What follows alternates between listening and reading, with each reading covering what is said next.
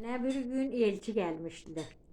Diyor kardeşimin biri dedi biz vermeyeceğiz o adama şu kadar gelip elçiliğe.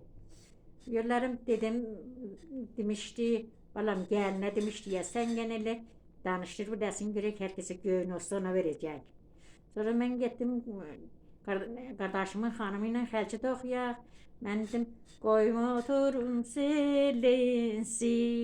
Nümreleri bilinsin. Olan söymüşem geleceğim. Her kim bilecek bilsin. Koyma duru silinsin. Numreleri bilinsin. Söymüşem geleceğim.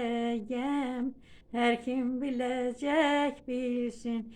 Nenem rahmetlik de diğerde dört kardeşim de var arada ya. Allah saklasın kalanları. İkisi rahmete gidipti. Nenem rahmetlik de diğerde herkes çay çok iste bile çay yaktırdı. Ben onu ona vereceğim. Ben de bir gün çıktım gördüm makalçede okurduk. Baktım gördüm onların çırakları yanır. Dedim he onları otmağa da çok gelirler. Onları ile çay çok içerler. Ben ile ona gideceğim.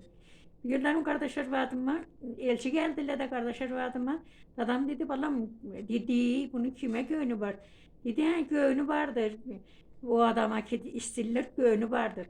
Adam dedi balam berek de. Bir kardeşimin biri dedi yok vermeyecek. Dört kardeşim vardı da. Biri dedi vermeyecek. Yollarım dadam dedi yok seninle diyor ki balam benimle de büyük dedesi benimle de. Durdu onun xalçələrin yığdı atdı həyətə. Dedi xoş gəldiysən sağ mən salamet mən qızım veririm o adama. Siz sağ mən salamet.